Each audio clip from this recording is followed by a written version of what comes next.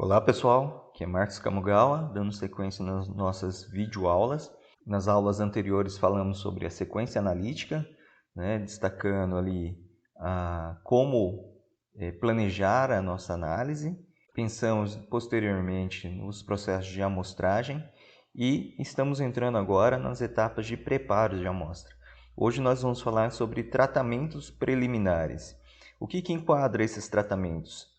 Etapas como secagem, limpeza, o armazenamento, o acondicionamento das amostras, etapas possivelmente de moagem, redução do tamanho de partícula e, além dessa moagem, muitas vezes uma etapa de peneiramento para selecionar o tamanho de partícula mais adequado ao instrumento que a gente vai estar utilizando.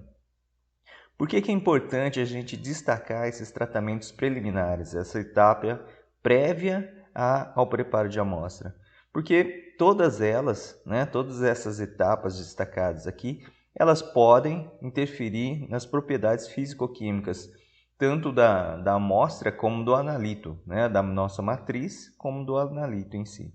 O que essas etapas preliminares podem interferir? Em propriedades como a densidade, fazer trocas iônicas, mudar a distribuição do tamanho de partícula, a área superficial, teor de carbono orgânico, um processo que sofre aquecimento, pode perder carbono volátil, por exemplo, e a condutividade por conta da degradação ou a liberação de grupos funcionais. Todas essas alterações podem ocorrer devido à amostragem ou essas etapas preliminares. O valor do pH, a temperatura, a umidade, potencial redox são todas condições que muitas vezes a gente precisa controlar na amostra e durante o processo de transporte até o laboratório para que não ocorra transformações do nosso analito, para que a nossa amostra não seja alterada aí conforme o tempo. Então, a amostra represente realmente, a amostra que está chegando no laboratório represente fielmente o que estava no campo.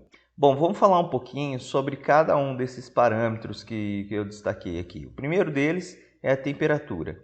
É muito comum, em procedimentos amostragem, você ter que retirar a amostra, armazenar ela em sistemas de baixa temperatura. Por que a gente tem que fazer isso? Por que a gente armazena a amostra em temperaturas baixas? Para evitar processos como alterações da solubilidade, manter estável o analito, impedir que mudanças muito drásticas na densidade ocorram, consequentemente também na tensão superficial. O pH pode se alterar por processos de perdas gasosas, então vamos dizer assim que uma solução tinha CO2 dissolvido na sua composição. Conforme ela aquece, esse CO2 pode ser desprendido e aí o pH tende a se elevar por conta da perda do ácido carbônico ali presente. Potencial redox, a temperatura influi diretamente nos potenciais de oxirredução. E talvez um dos principais motivos que normalmente os pesquisadores mantêm as amostras em baixa temperatura é para redução da atividade microbiológica. Amostras de campo, amostras biológicas de modo geral, ambientais, têm a presença de organismos e esses podem alterar significativamente o meio.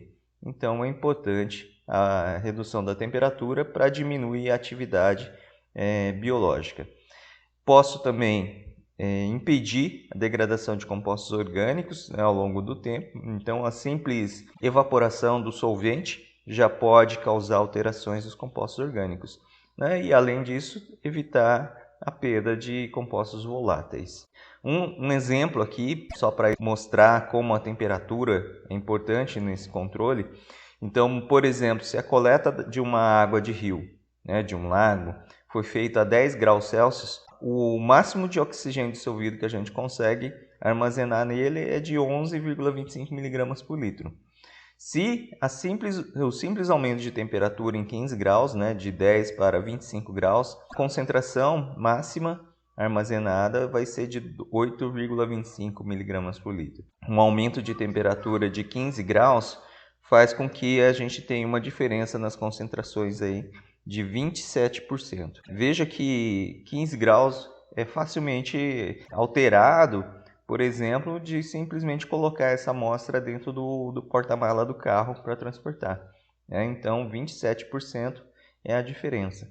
Então, muitas vezes, a gente precisa conhecer e entender todo o sistema que está envolvido.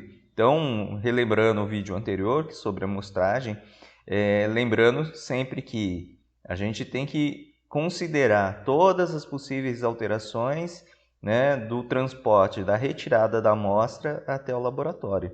Esse é um exemplo claro disso. Outra condição que envolve a temperatura é a solubilidade. Solubilidade de compostos orgânicos, por exemplo, o ácido tartárico aqui. A 10 graus ele se dissolve em torno de 126 gramas e a 30 graus 156 gramas por 100 ml. Né? Então veja aqui que também 20 graus de diferença dá em torno de 20% de alterações.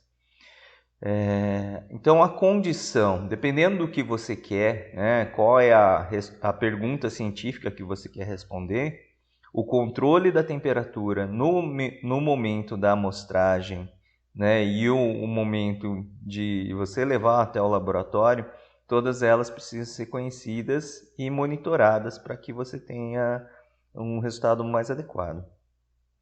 O controle do valor do pH é algo fundamental também para preservar as características da amostra, principalmente quando eu estou trabalhando com sistemas de extração.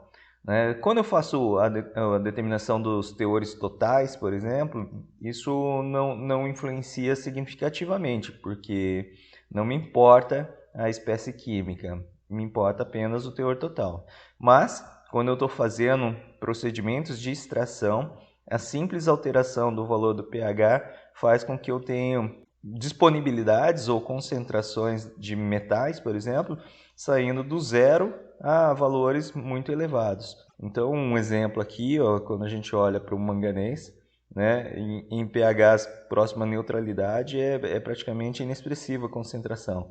Mas a acidificação desse meio, né, passando aqui para o pH 4, faz com que uma concentração bem mais elevada seja disponível para esse metal. Isso acontece para várias espécies químicas, né? Algumas ocorre ao contrário, né? No caso aqui do ferro, do nosso exemplo, dado aqui por esse trabalho. Então, a preservação e a manutenção, né, desses valores, quando eu quero fazer uma avaliação das espécies químicas, ela é fundamental.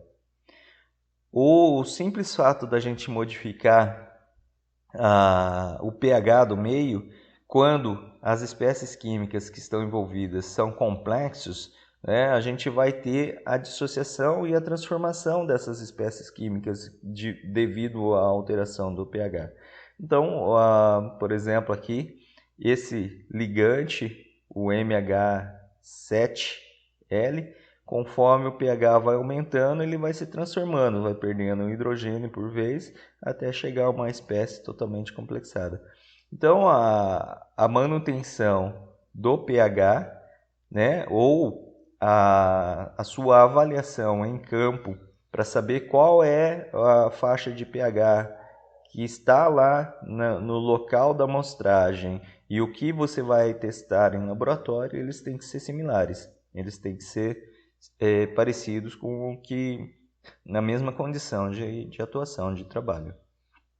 Essa figura é clássica, né, que é a disponibilidade dos nutrientes para as plantas de acordo com a variação do pH. Então vejam que não é uma questão simplesmente de análise química, mas sim de interpretação e de resposta de organismos em um determinado ambiente por conta dessa variação de pH. Se eu não souber ou não trabalhar nas mesmas condições, as minhas respostas vão ser totalmente erradas. Então, fazendo uma analogia ao exemplo dado nos vídeos anteriores, em que a nossa dúvida, né, a nossa dúvida científica era, por exemplo, uma deficiência de magnésio por conta, né, de uma adubação ruim e o desenvolvimento das plantas eram menores. Então, isso pode ser refletido basicamente por uma condição de pH. Então, eu posso ter um valor elevado de magnésio, eu posso ter o outro porque o pH está desregulado naquele local. Então, é importante que a gente avalie todos os parâmetros em si. Uma das formas da gente visualizar como ocorrem essas alterações e como a variação do pH é muito significativo, muito importante para as condições químicas, não só para a interpretação dos resultados, mas também para a análise química, pode ser calculada através de softwares. Um software bastante interessante, que seria importante vocês conhecerem, é o Visual Mintec, que é um software para geoquímica, mas ele permite que a gente faça uma avaliação das espécies químicas mais comuns, dado pela variação do pH. Em um outro vídeo, mostrarei como é o funcionamento do Visual Mintec. Um fator que poucos pesquisadores se preocupam é o potencial redox. Junto com o pH, ele também produz alterações bastante significativas em algumas espécies químicas.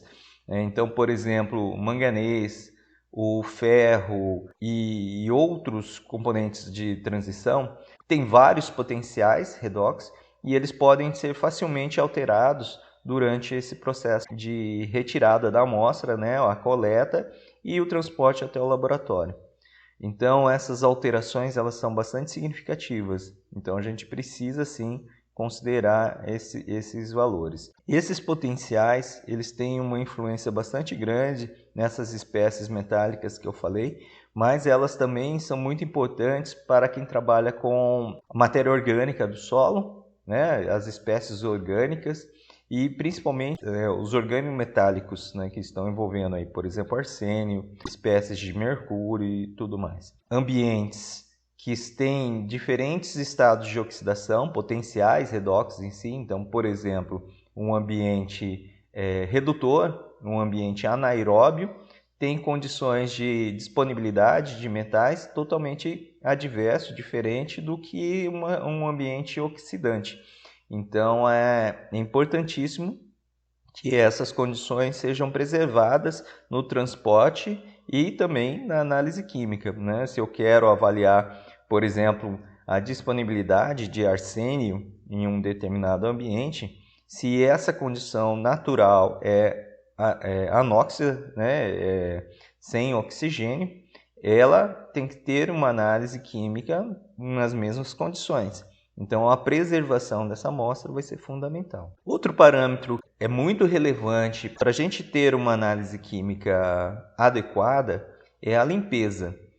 Grande parte do material depositado sobre as nossas amostras, né, então, por exemplo, poeira sobre folhas de material vegetal, elas podem ter concentrações muito superiores ao que está realmente na planta. Então, ela é uma etapa fundamental. Geralmente, o objetivo dessa limpeza é para eliminar os contaminantes superficiais. Então, os exemplos mais comuns, né, do nosso dia a dia são a limpeza de amostras de plantas, né, a parte de folhas e raízes, frutos, cabelo, tecidos, tá? Tecidos pode ser sintéticos, naturais ou tecido biológico, né? Uma pele, por exemplo. Isso tudo é importante a gente considerar se existe contaminação ou não. Em geral, essa limpeza ela tem que ser feita com a amostra in natura, porque se você secar a amostra e depois você adicionar água, parte desse material contaminante que é superficial, ele vai ser absorvido pela matriz.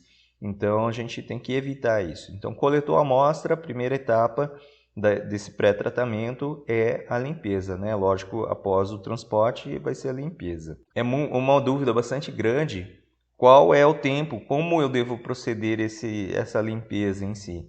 Em geral, essa limpeza ela tem que ser em água corrente e superficial, né? Para simplesmente arrastar, remover aquele material que está depositado sobre a superfície. Se ele ficar imerso em soluções por muito tempo, existe uma grande chance dessa solução penetrar dentro da nossa amostra e aí alterar todas as características de concentração que tem. Além disso, também eu posso remover aqueles componentes solúveis na minha amostra, né? Então, por isso que esse procedimento tem que ser padronizado e tem que ser o mais rápido possível, evitando aí um trabalho do grupo da professora Elizabeth aí do Sena, no qual eles avaliaram, né, procedimentos de limpeza envolvendo aí essas bromélias. Diferentes procedimentos de limpeza foram avaliados e também quanto às concentrações dadas por diferentes elementos lavados e não lavados. Então essa figura aqui é bem interessante. Ó. A gente, se não houvesse influência da lavagem no processo de análise química, né, nesse caso aqui por ativação neutrônica, os valores deveriam estar todos centralizados em torno de 0,5. Né? Então, o que a gente observa aqui?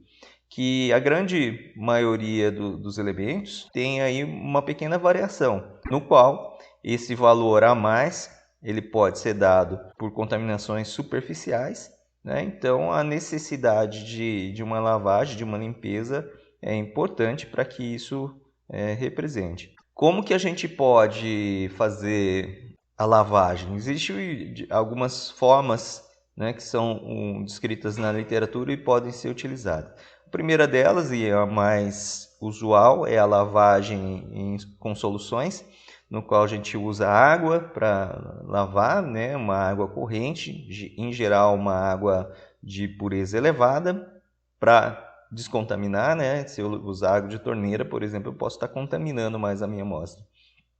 Ou posso também usar outros tipos de solventes, soluções salinas, como o EDTA, ou soluções orgânicas, né? Como soluções de álcool, acetona e outros mais. Sempre que a contaminação for um componente orgânico, né? Por exemplo, uma cera, um óleo, aí eu parto para um solvente orgânico para fazer essa limpeza. Mas existe também limpezas mecânicas que podem ser utilizados para fazer essa limpeza. Um dos mais comuns, que é usado em vários trabalhos, é o simples jateamento com ar. Outros solventes também podem ser utilizados, além de mecanismos mecânicos, físicos, né? Escovas, materiais abrasivos que tiram a camada superficial e assim por diante. Os agentes de limpeza para folhas, né, que é um material na área de agricultura, é um dos mais comuns que são submetidos a essa etapa, é a água destilada, tá? A água de torneira também pode ser utilizada, dependendo do que a gente vai analisar. Uma mistura, né, de um solvente polar com uma polar, solventes diversos, né, como tolueno, tetroidofurano, acetona, detergentes, ácidos clorídricos, ácidos fracos, EDTA e vários outros em si. Tá? Então eu posso usar vários materiais dependendo do nosso objetivo, dependendo do que eu quero avaliar e dependendo do contaminante que está superficialmente a essa minha amostra. Tá? Lembrando que sempre que submeter uma amostra qualquer a um procedimento como esse, ele deve ser relatado e deve ser padronizado. Sempre que você fizer, tem que ser igual para todas as alíquotas. Quando a gente faz a lavagem das folhas, um outro trabalho aqui relatado por Mark, na Analytical Chemistry, ele mostra para nós a concentração dos elementos que foram pedidos ou diminuídos, vamos dizer assim, durante o procedimento de lavagem. Tá? Aqui a gente teve a determinação de ferro, zinco, cobre, manganês, a partir do uso de uma solução de detergente com EDTA. Vejam que esses elementos eles são comumente encontrados nos solos, né? E eles estavam depositados sobre as folhas como pó, como poeira. Então, eles se apresentaram sempre em valores reduzidos, foram diminuídos essas suas concentrações após o procedimento de lavagem. Teve uma pequena diferença entre os diferentes agentes de lavagem em si, né? Mas todos eles fizeram sua função de remover superficialmente os elementos contaminantes. Eles avaliaram também nesse trabalho do MACT alguns outros elementos mais solúveis, como cálcio, magnésio, potássio, sódio e cloreto. Qual era a dúvida deles? Se durante o procedimento de lavagem, se eles usassem um extrator, por exemplo, ácido, né, será que ele ia facilitar a solubilização desses compostos que são mais básicos, né, como cálcio e magnésio?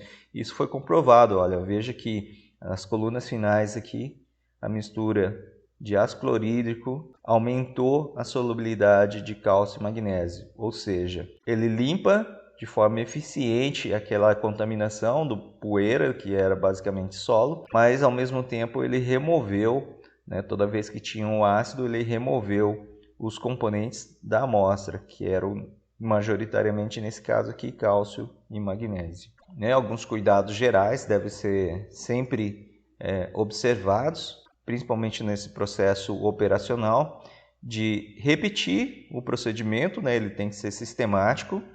Tem que ter mais cuidado para a contaminação por absorção dos solventes ou das soluções que vocês estão utilizando. Se você está utilizando uma solução de EDTA sódico, então pode desconsiderar a análise de sódio nesse material, né? Tem que observar esse tipo de coisa.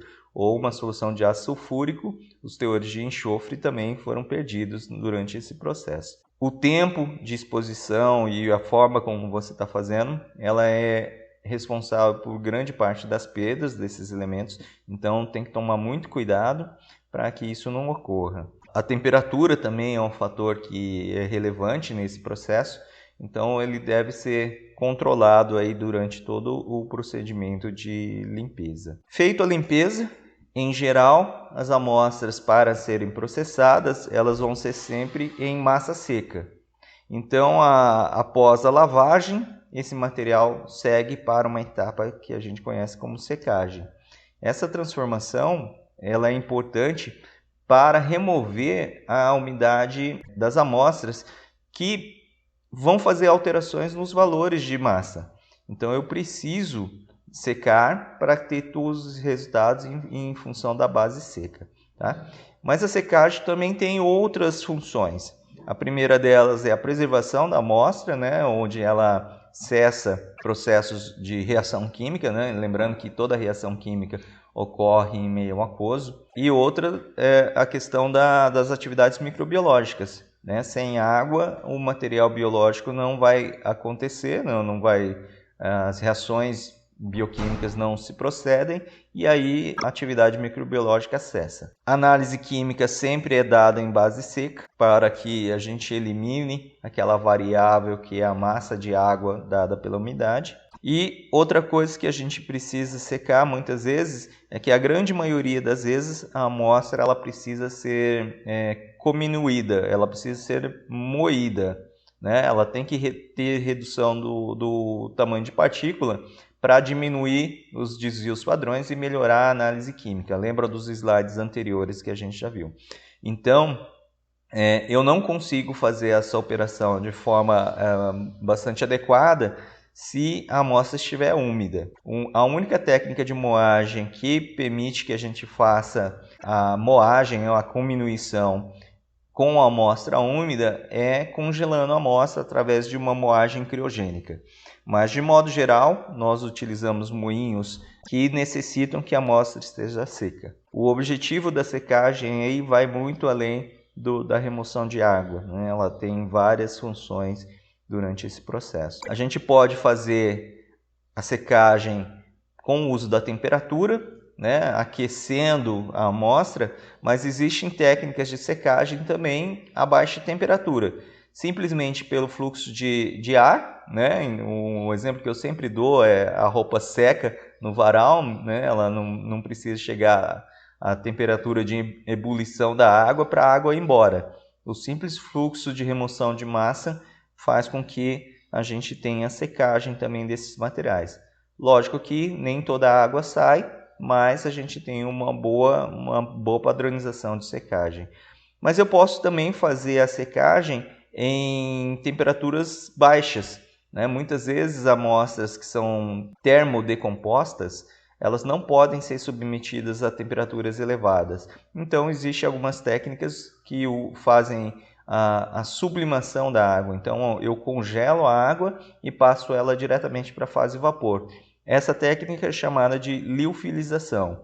Então, a partir do congelamento da amostra, a redução da pressão, eu consigo a remoção da água através do processo de sublimação. Nesse trabalho aqui, eles estavam avaliando espécies de arsênio e avaliaram diferentes procedimentos de secagem e armazenamento. Então, eles usaram a técnica de secagem a baixa temperatura, o liofilizador, secaram a 25 graus Celsius em ausência de oxigênio, né, em atmosfera de inerte, nitrogênio, secagem ao ar a 25 graus Celsius e secagem ao ar em estufa a 60 graus Celsius.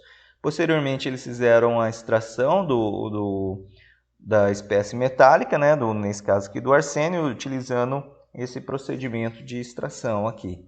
1 grama de solo, 4 ml dos extratores e ultrassom. E depois fizeram a determinação por HPLC acoplado ao ICP-MS. Então vejam as variações que a gente tem das espécies químicas devido ao procedimento de secagem, né? As espécies se mantiveram, mas a alta foi bastante significativa quando a gente teve aí diferentes procedimentos. Então vejam, por exemplo, a amostra úmida, a amostra in natura, como ela chegou, com as espécies predominantemente de arsênio 5. Conforme eu vou alterando e vou adicionando um parâmetro de temperatura, essas concentrações se alteraram. Vejo que a concentração de arsênio 3 foi significativamente ampliada devido ao fato de ter aumentado aqui a temperatura, né? Mas a condição primordial para o aumento do arsênio 3, veja que é uma condição de oxidação. A presença do oxigênio atmosférico é o que fez a temperatura, fez a alteração nas concentrações das espécies, tá? Então, naquela que foi seca em meio inerte, praticamente ficou igual a uma amostra in natura, a amostra úmida que a gente tinha. Então, é uma condição importante. Se o analito que você está determinando tem influência, ele sofre influência do ar ou da temperatura, é muito importante que você avalie qual é a sua condição preparo, nesse caso da secagem em si. É só para exemplificar e vocês ficarem atentos que isso é importante. No caso da secagem, a gente tem várias formas de fazer isso. Tá? As mais comuns no laboratório é a secagem ao ar, então você põe a sua amostra numa bandeja e deixa ela lá. É muito comum utilizado em solos, por exemplo. Tá? Secagem em estufa com circulação forçada de ar, geralmente a temperaturas de 60 graus. Secagem em estufa a vácuo, né? Normalmente também utiliza a temperatura, porque ela acelera esse processo. A liofilização, né? Então a gente tem equipamentos de liofilizador de bancadas, né? Que permitem fazer poucos gramas de amostra, até industrial, que permitem fazer quilos, né? Centenas de quilos de material. Não sei se vocês já viram, mas nos supermercados vende aquelas frutas liofilizadas, né? Basicamente é o mesmo equipamento, só que em escala gigantesca. E eu posso também fazer a secagem química, né? Então colocando a minha amostra, por exemplo, num dessecador e adicionando alguns produtos químicos que fazem essa captura de água, né? Ou a simples sílica gel, que vai remover também através da umidade, como uma secagem ao ar, só que acelerando um pouco esse processo. Então, algumas fotos aqui só para exemplificar, né? A mais comum aí é a estufa de circulação forçada de ar. A estufa de vácuo é muito parecida, a única diferença é que ela é selada e ela permite, então, ela tem uma bomba de vácuo que vai esvaziar essa câmara. Ela é bem mais rápida e mais eficiente. O sistema liofilização, no qual eu coloco a minha amostra dentro desse sistema. A gente tem um sistema de baixa pressão, que ela faz um vácuo em toda essa câmara. Essa câmara, ela vai as amostras vão estar congeladas e elas vão ser sujeitas a uma variação de pressão, fazendo com que o nosso material congelado, ou caso a água, seja reduzida essa pressão até o ponto em que ele faça a transição. Ele não passe para a fase líquida e posteriormente a vapor, mas sim passe diretamente da fase sólida para a fase vapor.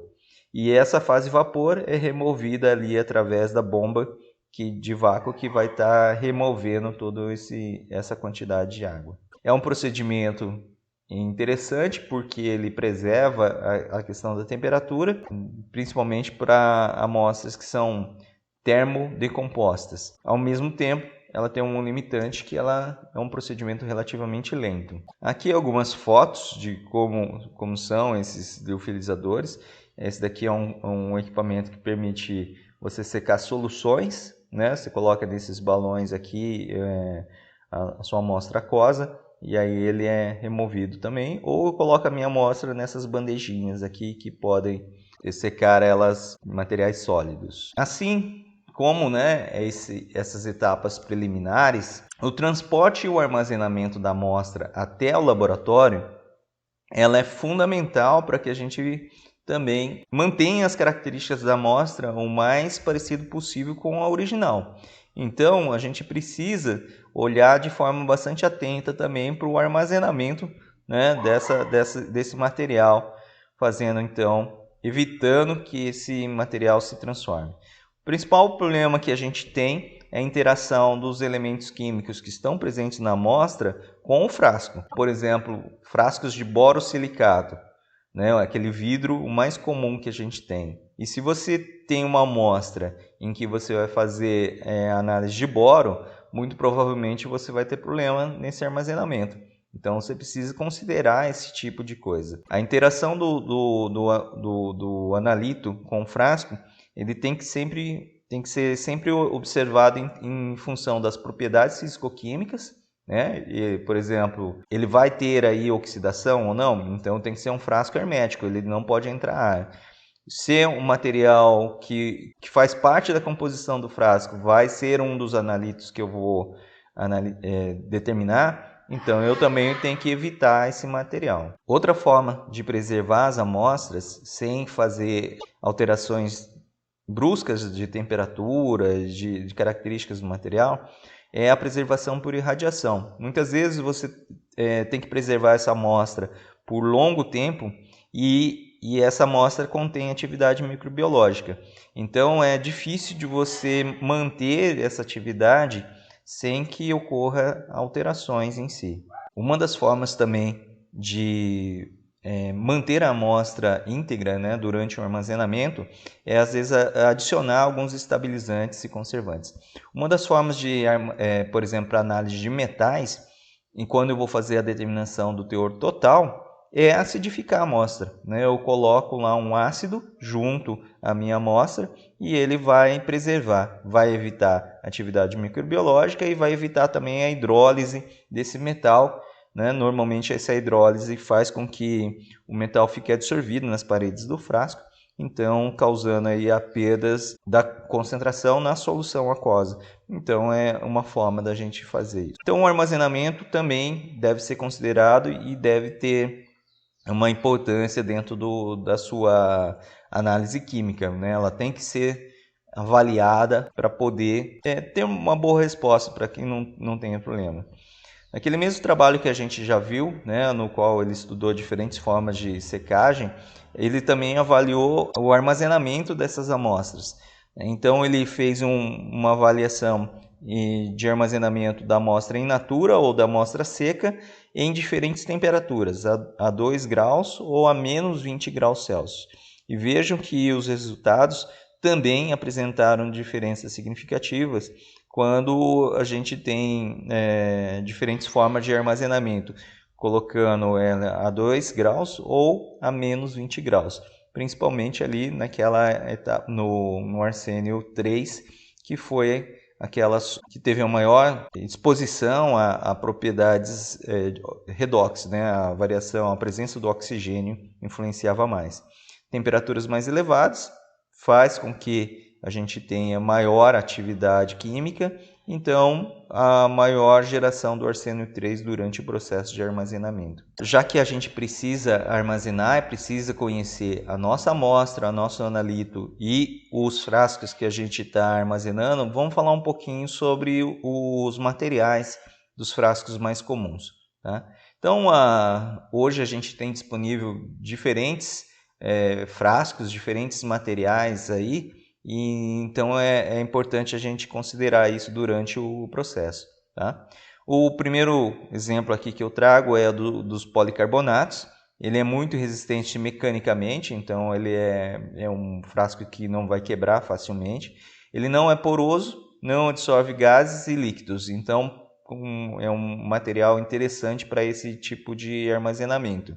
Tem boa resistência química, só que ele reage com alguns componentes, aí, como as aminas, hidrocarbonetos aromáticos, ésteres, graxas e óleos e metanol. Geralmente apolares, né? Materiais, tirando a amina ali, a maioria são apolares por conta dos grupos fenólicos aqui presentes na estrutura do policarbonato. Tá?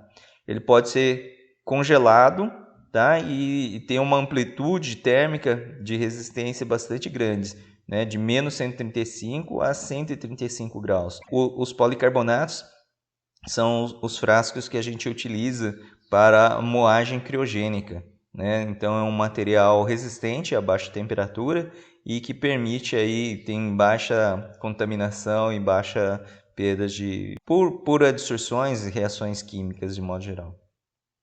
O segundo, também bastante conhecido, que é o polietileno de alta densidade. Também tem uma amplitude de temperatura bastante elevada, de menos 100 a 120 graus.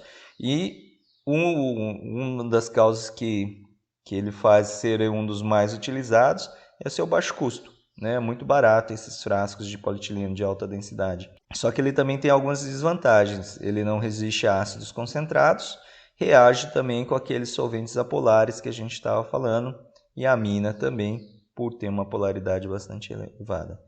A mesma coisa aqui é para o seu irmão, só que agora em baixa densidade. A vantagem dele é que ele tem uma flexibilidade muito maior, então a resistência a impacto é bastante grande. Normalmente ele é utilizado aí nesses frasquinhos que podem ser encaixotados, que podem ser guardados em quantidades maiores, né, sem o risco de rompimento. Tem as mesmas características do polietileno de alta densidade, tá? A diferença só muda nas propriedades físicas. O polipropileno, ele tem aqui características parecidas com os anteriores que a gente viu. A desvantagem é que para baixas temperaturas você tem uma faixa menor, né? Ele suporta até menos 40 graus. Então, para a grande maioria das amostras, ele é totalmente viável de uso. Uma das coisas importantes que a gente precisa considerar, as contaminações que esses materiais podem ter. Então, quando eu vou escolher um frasco para fazer um armazenamento, é sempre interessante você olhar essa tabelinha aqui para poder tomar as conclusões. Geralmente a gente vai por custo, né? Então a gente vai estar falando aqui desses que são os mais comumente utilizados, são os mais baratos, os de polipropileno e polipropileno de alta ou baixa densidade, mas eles têm alguns limitantes. Então, por exemplo, um dos principais contaminantes é o sódio, né, que vai estar presente na grande maioria dos polímeros. Isso durante o processo muitas vezes envolve algumas etapas alcalinas para a etapa de polimerização, então ele acaba tendo uma relevância. Um dos pontos do polietileno de alta densidade é que ele usa uma carga para fazer um aumento da densidade que considera alguns metais, nesse caso cálcio e zinco. Então, se eu for fazer a análise desses componentes aqui, entenda que você vai ter alterações na concentração de cálcio e zinco por conta da presença desses materiais. Tá? A mesma coisa acontece aqui com o polipropileno. Se você tiver que fazer a análise de alumínio, né, porque a composição dele apresenta lá 55 mg por quilo. Tá? Então, tem que considerar. Os materiais tecnológicos mais puros seriam o PFA e o Teflon, o PTFE. onde ele tem uma incidência de metais bastante baixos, né? Por isso que os frascos de decomposição de amostra, né, que são utilizados nos fornos de micro-ondas, utilizam esse tipo de material. Só que a grande limitação, né, é que o custo disso é muito elevado. Esses materiais, por conta da dificuldade de produção, eles têm valores bastante expressivos, bem diferente lá dos outros que a gente viu, tá? Os frascos de vidro também eles precisam ser considerados, né? Então vejo aqui que no vidro do tipo borosilicato eu vou ter teores de boros, né, bastante alto. Já os outros materiais aqui têm uma variedade de componentes como cálcio, sódio, magnésio, dependendo do tipo de vidro que a gente está falando, tá? Esses vidros têm características diferentes, por isso que eles acabam sendo utilizados durante o procedimento analítico. Então, por exemplo, esses borosilicatos, né, ele tem baixa expansão térmica, então por isso que os instrumentos que aquecem, né, Becker, Erlenmeyer, eles geralmente são desse material, dos borosilicatos, ou os chamados Pirex. Aqui uma tabela onde mostra os diferentes tipos de materiais e as suas taxas de contaminação. Veja que a escala aqui está em nanograma por grama, ou seja, micrograma por quilo, né, ppb, no qual a gente tem então diversos elementos químicos na sua estrutura. Então o carbono vítreo, o teflon, o quartzo, né, com duas características, o supracil e o Eralux, e o vidro borosilicato. Então as concentrações do vidro comum são elevadíssimas em relação a esses vidros especiais e a esses polímeros que a gente está vendo aqui. O teflon é escolhido por vários equipamentos e vários instrumentos químicos por ter baixíssima concentração da maioria dos elementos que a gente tem, tá? Mesmo o quartzo, veja que alguns elementos estão em concentrações elevadas, tá? Os métodos de conservação por irradiação, normalmente eles são utilizados quando eu não quero alterar as características da amostra. Então você pode, por exemplo, preservar alimentos úmidos simplesmente fazendo a irradiação. Então você cessa a atividade microbiológica. Só que ele também, né, a irradiação também pode degradar um pouco as características da amostra, rompendo aí algumas moléculas orgânicas, vitaminas, enzimas, e inativando algumas enzimas que estão presentes lá, tá? Mas é uma excelente alternativa para preservar a amostra in natura, sem que a atividade microbiológica entre em atividade em si. Eu cesso a atividade microbiológica para isso. Então, algumas radiações são utilizadas, né? As mais comuns são a radiação gama e a radiação beta, mas a radiação ultravioleta também pode ser utilizada ali para uma descontaminação mais superficial. O IPEM tem um irradiador, no qual a gente envia isso em caixas, e esse material é irradiado por algumas horas, no qual ele praticamente cessa essa atividade microbiológica. A adição de estabilizantes e conservantes, como eu falei, né, os mais comuns são o cloroforme, biocidas, né, são antibióticos que são adicionados à amostra, a alteração do pH, acidificação das amostras ou alcalinização, depende muito do que eu quero preservar. Depende também do analito que eu quero, então se é um analito apolar, eu posso fazer a adição de um solvente orgânico, tá? E posso fazer estratégias de remoção, então fazer um vácuo, adicionar um gás inerte como o nitrogênio, fazer a desgaseificação para inibir alterações de pH, e também a temperatura é uma das formas mais comuns de estabilizar e conservar um material. Dentro dessas características, eu preservei a minha amostra, sequei ela, limpei, né? Sequei.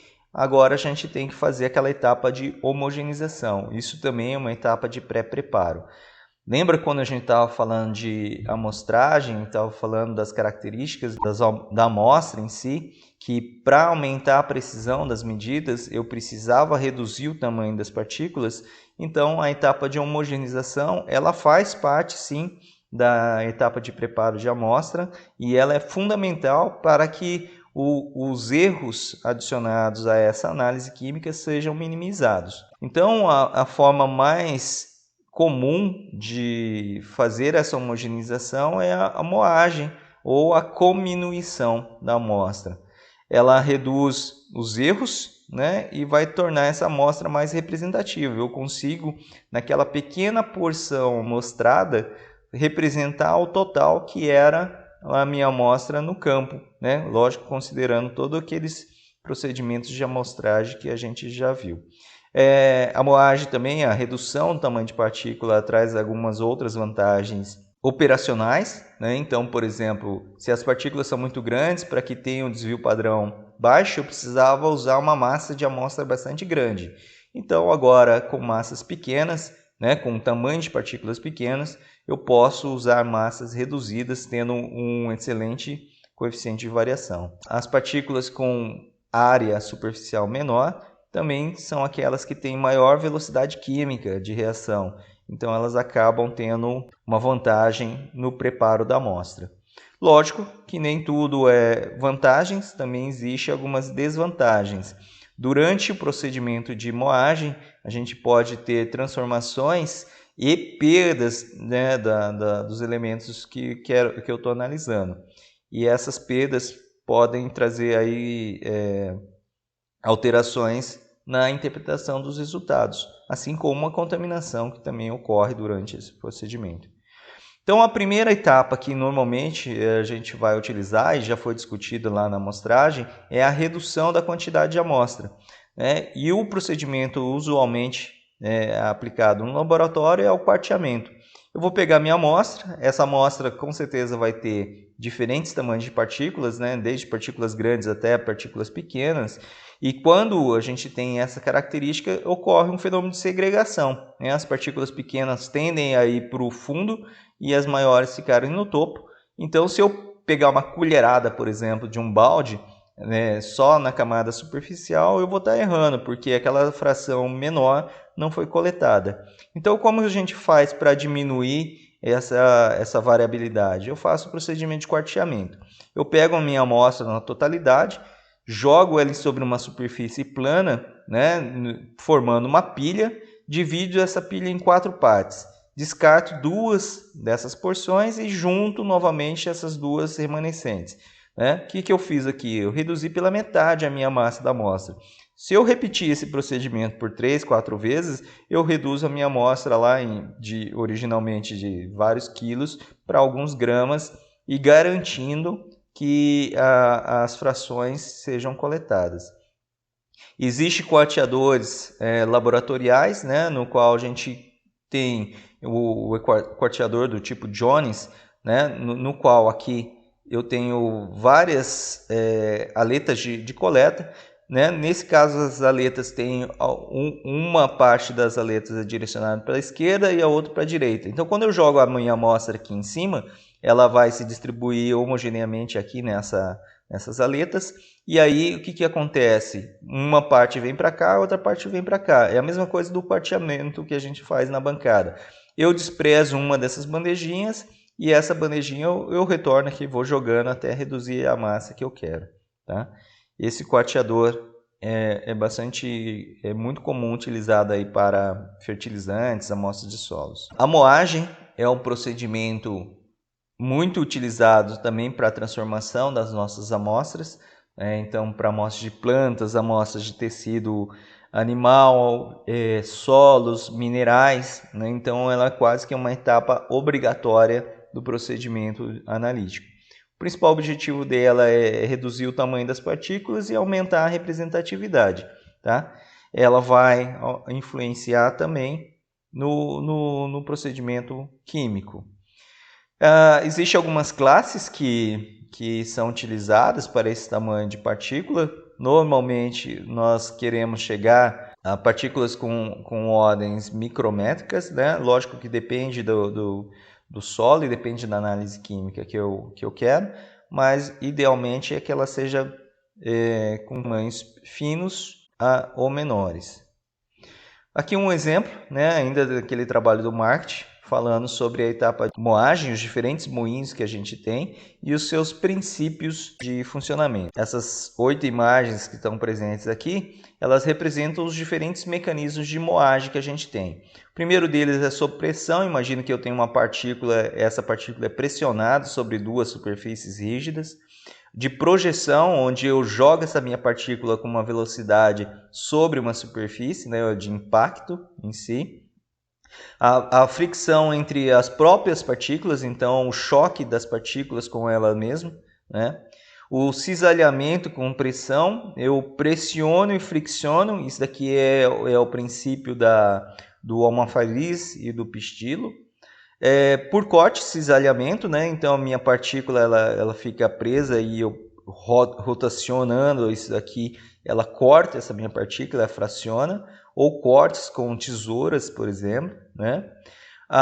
Eu posso ter redução de partículas por conta de fatores energéticos, temperatura, vento, eletricidade, ou a fricção, a redução pela própria circulação dessas partículas ao ar. A exposição, jatos de ar bastante poderosos vão rompendo essas partículas a tamanho cada vez menores em si. Falando um pouquinho sobre moagem, a gente tem que falar sobre dureza.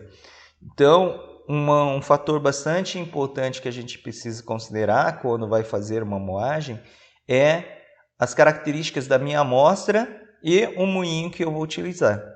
Então, se eu vou fazer a moagem de um material que tem uma dureza muito alta, eu preciso considerar que o meu material do moinho também tem dureza superior a isso, né?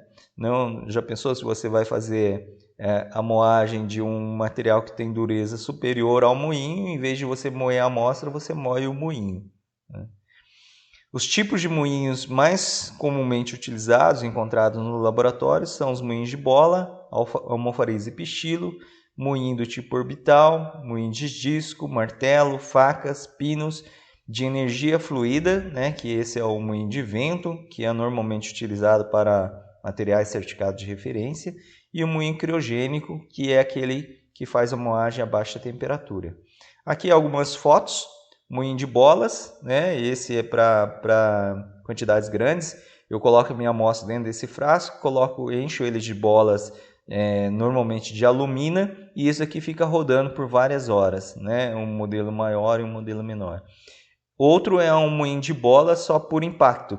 Eu coloco aqui a minha amostra dentro desse copo, coloco a bolinha dentro dele, uma bolinha de ácido ou alumina, e esse agitador ele projeta de forma que essa bola bate no topo e bate embaixo e vai impactando a minha amostra até reduzir o tamanho de partícula. Produz amostras com tamanho de partículas bastante pequenos, o moinho de bola. Esse aqui é uma visão, um corte interno de como as bolinhas ocorrem a moagem. Então, pela fricção das bolas, da bola e da amostra contra as paredes e o próprio impacto dessa bola caindo sobre as amostras aqui. Aqui é aquele outro moinho de bola que eu falei, que ele projeta a bola sobre a parede.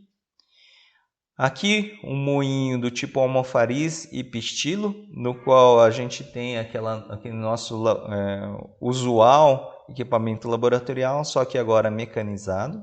Os moinhos de orbital, que é igual aos moinhos de pistilo, só que ele, em vez de usar o almofariz e o pistilo, ele usa discos de um material que vão ficar sendo rotacionados em presença da amostra. Então, só para vocês terem uma ideia, a amostra é adicionada nesses vãos e esses discos, anéis e discos, eles ficam girando aqui dentro. Então esse material ele fricciona a amostra contra as paredes e abaixo deles, gerando então um tamanho de partículas bastante pequeno. Aqui são moinhos geralmente para rochas, materiais de dureza bastante elevada. Esses discos giram a elevada velocidade e a amostra é inserida dentro desses discos. Essas amostras vão se impactando nessas aletas e elas vão sofrendo redução. Então, devido à grande velocidade de rotação desses discos e o impacto gerado da amostra contra essa superfície, a gente tem a redução do tamanho de partícula de uma forma bastante eficiente. Os moinhos de martelo são moinhos de pressão, né, onde eles pegam o material geralmente agregados e pressionam uma superfície dura, e essa pressão faz com que esse material seja desfeito, né? Esses agregados sejam desfeitos. Esse é o principal moinho utilizado para análise de solos, né? Onde ele simplesmente rompe os agregados, fazendo a quebra aí das partículas para moinhos menores. Então a gente coloca o solo aqui por cima, ele cai sobre essas duas superfícies e ela é apertada, né, de forma a reduzir o tamanho de partícula. Os moinhos de facas, né, como o próprio nome já diz, ele rotaciona. Eu coloco a minha amostra aqui por cima, esse disco ele rotaciona e aqui, como fosse pequenas tesouras, eles vão cortando esse material. É um moinho mais apropriado para fibras e plantas, tá? E não é muito adequado para materiais sólidos, como solos, rochas em si, porque essas lâminas perdem o corte facilmente nesse tipo de material com dureza elevada. Então, para uso de fibras, materiais fibrosos, esse é o mais adequado que a gente tem. Ele tem que ter uma alimentação gradual. Eu não posso colocar uma quantidade muito grande de amostra, porque senão ele perde a eficiência. Então eu vou colocando aos pouquinhos para que ele vá acontecendo. Ele consegue fazer aí a moagem, né? Não chamaria nem de moagem, mas de redução do tamanho de partícula por cortes, a tamanhos bastante apropriados aqui. Aqui é só um esquema, né, mostrando como é o funcionamento. A seleção do tamanho da partícula é dado pelas peneiras que a gente utiliza nesse sistema. Os moinhos de pino, assim como aqueles de disco, também são bastante utilizados para materiais de dureza elevada, rochas, minerais, né, onde é fácil de entender o funcionamento. A amostra adicionada no seu interior se choca contra esses pinos, né, produzindo aí a redução do tamanho de partículas por impacto. E o moinho de energia fluida ou moinho de vento, né, onde a amostra é adicionada nesse sistema com um fluxo de ar bastante elevado, né, jatos de ar que são projetados. A amostra vai impactando nas paredes por geração tangencial, né, por um fluxo tangencial, e quando ele vai reduzindo o tamanho de partícula a tamanhos bastante pequenos, ele vai saindo junto com o ar, o material vai saindo junto com o ar, então eu consigo tamanhos de partículas bastante pequenos. Esse é o tipo de moinho que é utilizado para o preparo de amostras de material certificado, que a NIST utiliza, por exemplo. Então eu consigo colocar quantidades gigantes de amostra e ele fica aí circulando e reduzindo o tamanho de partícula a tamanhos bastante pequenos.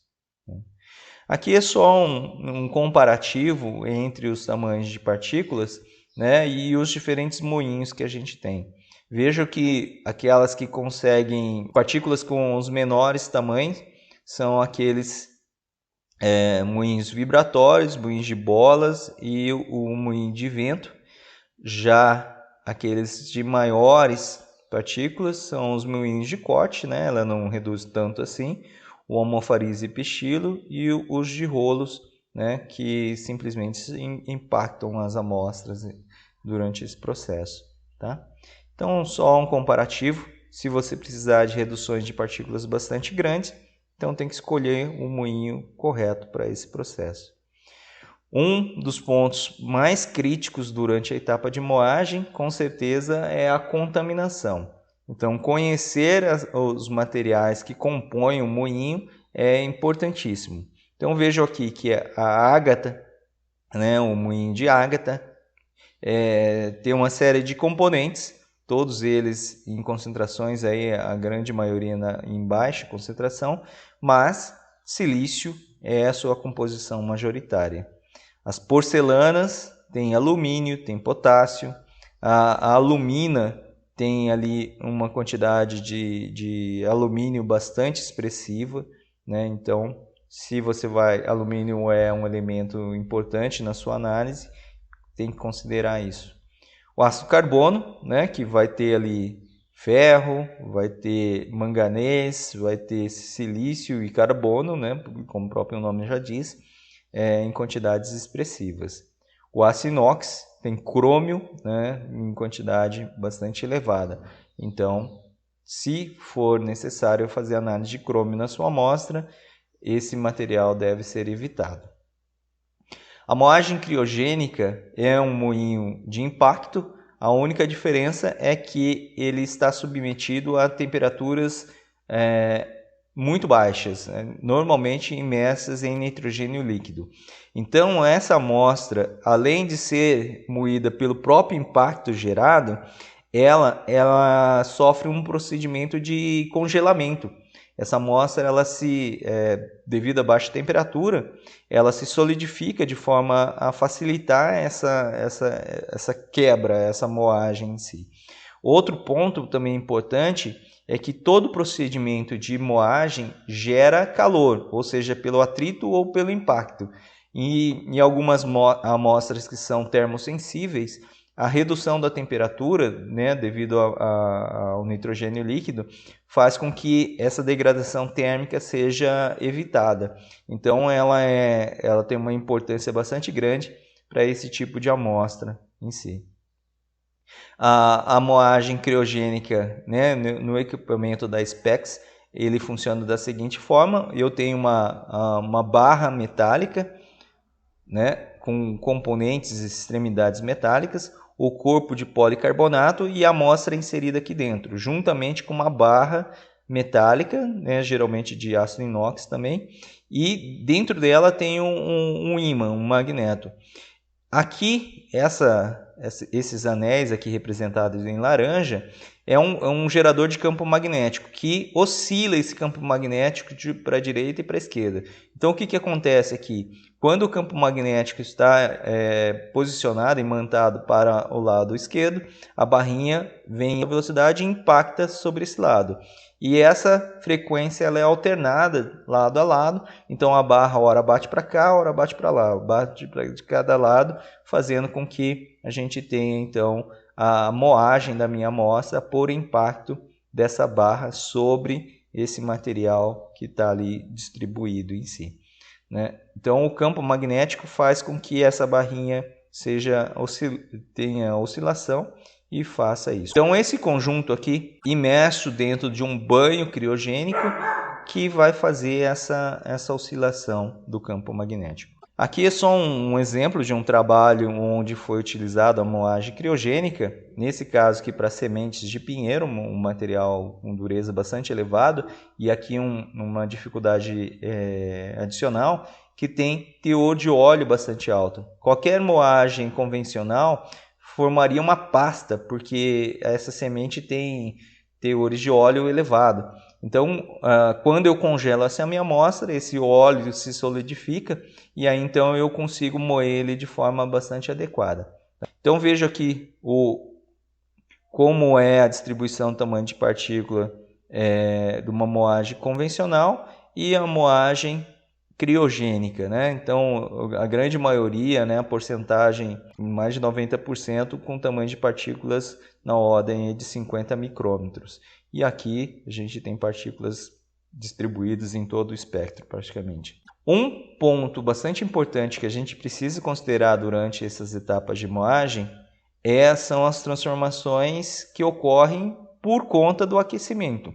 Então, em moinhos convencionais, como moinho de bola, moinhos de impacto, né, quando não consideram essa temperatura, elas podem sim transformar o material quimicamente. Então, nesse trabalho apresentado pelo professor Joaquim no workshop de preparo de amostra, mostra uma transformação química de argilas pelo simples fato da moagem.